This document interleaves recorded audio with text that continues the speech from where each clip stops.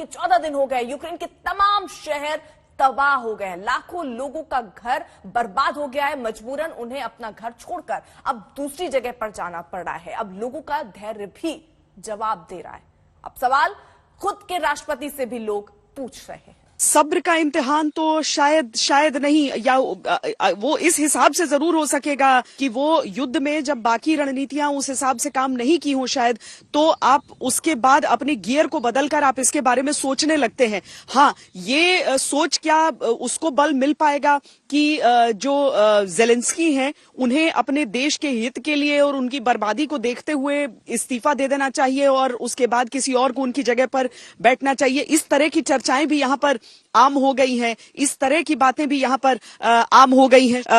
बहुत ज्यादा दबाव बढ़ता जा रहा है, आक्रमण बढ़ रहे हैं जैसे जैसे, और साथ में जिस तरीके से जो स्ट्रेटेजिक इलाके आप कह रहे हैं जहां पर आक्रमण किया जा रहा है, जहां पर प्रहार किया जा रहा है, जहां ये धमाके हो रहे हैं, उनसे बहुत ज्यादा दिक्कतें हो रही हैं। शहर के कुछ इलाकों में हम देखते हैं कि उनकी आपूर्ति तो चीजों की हो पाती है, जो चीजें हैं उस हिसाब से पहुंच पाती है कन्वीनियंस स्टोर्स वगैरह में, लेकिन कल ही हमने देखा था कि चंद घंटों के अंदर ही वो शेल्फ के शेल्फ खाली हुए थे। तस्वीरें भी हमने भेजी थी। जिस तरह की चीजें यहां पर चल रही हैं, वो दबाव तो बन रहा है, वो दबाव तो बढ़ रहा है। सिर्फ एक स्पिरिट है जिसके आधार पर इस समय यूक्रेन वो लड़ाई लड़ रहा है, या फिर दुनिया से जिस तरह की मदद की उम्मीद की जा रही है उस हिसाब से इस लड़ाई को लड़ा जा रहा है। लेकिन कब तक ये सवाल भी सबके जहन में है, कब तक ये सवाल सबके जहन में है कि कैसे और कब तक ये संभव हो पाएगा। रूस को केवल एक देश के तौर पर नहीं समझा जा सकता है। अमेरिका अगर सोचता है कि उसके पीछे पूरे देशों की फौज खड़ी है, तो रूस के साथ भी लोग नहीं है, ऐसा नहीं माना जा सकता है।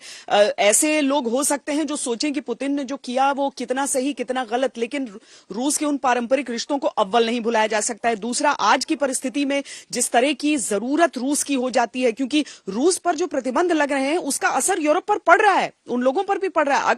इसी वजह से न सिर्फ फ्रांस की तरफ से यह बयान आया है, बल्कि देखिए कि हंगरी की तरफ से भी ये कह दिया गया था कि अगर इस तरह के प्रतिबंध चलते रहे, इससे आगे अगर हुआ तो हम पर भी उसका प्रभाव पड़ना लाजमी है।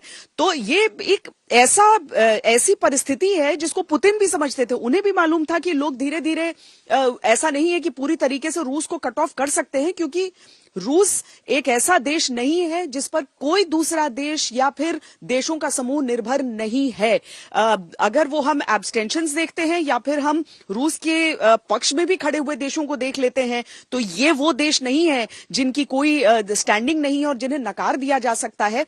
इस समय की जो स्थिति है उसमें रूस की पोजीशन भले ही थोड़ी अंतर्राष्ट्रीय तौर पर, कूटनीतिक तौर पर थोड़ी कमजोर दिखे, लेकिन पूरी तरीके से कमजोर है ऐसा भी नहीं है।